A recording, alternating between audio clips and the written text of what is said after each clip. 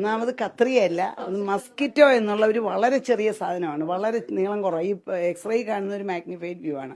കത്രിയല്ല, mosquito ആണ്. Mosquito എന്ന് പറയുന്നത് നമ്മൾ ബ്ലഡ് വെസലിൽ നിന്ന് ബ്ലഡ് വരുമ്പോൾ പിടിക്കാൻ ഉപയോഗിക്കുന്ന ചെറിയ ഉപകരണമാണ്. അപ്പം അത് പോകാൻ പാടില്ല. പക്ഷേ ഇത് ശരിക്കും ഇൻസ്ട്രുമെൻസിൻ്റെ എണ്ണം ആദ്യമേ ഒരു ബോർഡിൽ എഴുതണം, ഒരു സ്ക്രബ് നഴ്സ്. പിന്നെ കഴിയുമ്പോഴും ഇൻസ്ട്രുമെൻ്റ് എണ്ണം ചെക്ക് ചെയ്യണം. പക്ഷേ ഗവൺമെൻറ് ഹോസ്പിറ്റലുകൾ എൻ്റെ അറിവിൽ എടുത്തോളം ഫ്ലോർ നഴ്സ് എന്നൊരു സ്റ്റാഫ് ഉണ്ടാവാറില്ല. അപ്പം ചെയ്യുന്ന ഡോക്ടറും ചെയ്യുന്ന സിസ്റ്ററും കൂടെ ഇത് ആദ്യമേ ഒന്ന് എണ്ണും, എണ്ണിയിട്ട് ലാസ്റ്റ് വീണ്ടും ഒന്നും കൂടെ എണ്ണും. അപ്പം ആ എണ്ണത്തിൽ മനസ്സിലെ ഓർമ്മയിൽ എന്തെങ്കിലും പിശക് വന്നു പോയാൽ ഇങ്ങനെ വരാം. പിന്നെ വേറൊന്ന്, ഈ രോഗിക്ക് ഇതിനു മുമ്പ് ഒരു ഓപ്പറേഷൻ ചെയ്തിട്ടുണ്ട്, അന്ന് വന്നതാണോ എന്ന് എങ്ങനെ അറിയാം? ഈ ഓപ്പറേഷനിലാണ് വന്നതെന്ന് എന്താ ഓർമ്മ? 20 വർഷം മുമ്പോ അല്ല 30 അനങ്ങാതിരിക്കുക. ഇത് പാക്കും ഇരിക്കുക, ഇതും ഇരിക്കാം. പിന്നെ വേറൊന്നുള്ളത് എന്താണെന്ന് വെച്ചാൽ ഇപ്പം അവർ പോയത് ഇതിനൊന്നുമല്ല, അവർക്ക് മൂത്രത്തിൽ കല്ലിൻ്റെ അസുഖത്തിന്, അതിൻ്റെ വേദനയായിരുന്നു. അല്ല, ഞാനല്ല ചെയ്തത്. അല്ല എന്ന് 100% എനിക്കറിയാം. ഞാനല്ല, അന്ന് ഞാൻ റിട്ടയർ ചെയ്യുന്നതിന് തൊട്ട് മുന്നെയാണ്.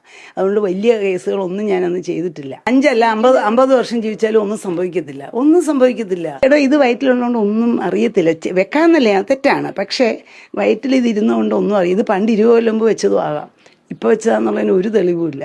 ഇനിയിപ്പോൾ വല്ല കെമിക്കൽ ടെസ്റ്റ് കൊണ്ട് ഇൻസ്ട്രുമെൻ്റ് പഴക്കം കണ്ടുപിടിക്കുമോ അങ്ങനെ വല്ലതും ചെയ്യേണ്ടി വരും, അല്ലാതെ അറിയാൻ പറ്റത്തില്ല. ഇൻസ്ട്രുമെൻ്റ് വരാൻ പാടില്ല എന്നുള്ളതിന് സംശയമില്ല. പക്ഷേ എന്തുകൊണ്ട് വന്നു എന്നുള്ളത് ഇപ്പം ഒരാളുടെ തലയിൽ കെട്ടിയ സിസ്റ്റത്തിലാണ് അതിൻ്റെ ഫെയിലിയർ. എന്തുകൊണ്ട് ബോർഡ് വെച്ച് എഴുതാനുള്ള സ്റ്റാഫില്ല? ആ സ്റ്റാഫ് എഴുതണം, എഴുതി കഴിഞ്ഞ് ഡോക്ടറും കൂടെ ചേർന്ന് ചെക്ക് ചെയ്യണം. അതിനുള്ള സിസ്റ്റം നമുക്കില്ല. അതിനി ഇതുകൊണ്ടെങ്കിലും ഗവൺമെൻറ്റിൽ അത് വന്നാൽ നല്ലതാണ്.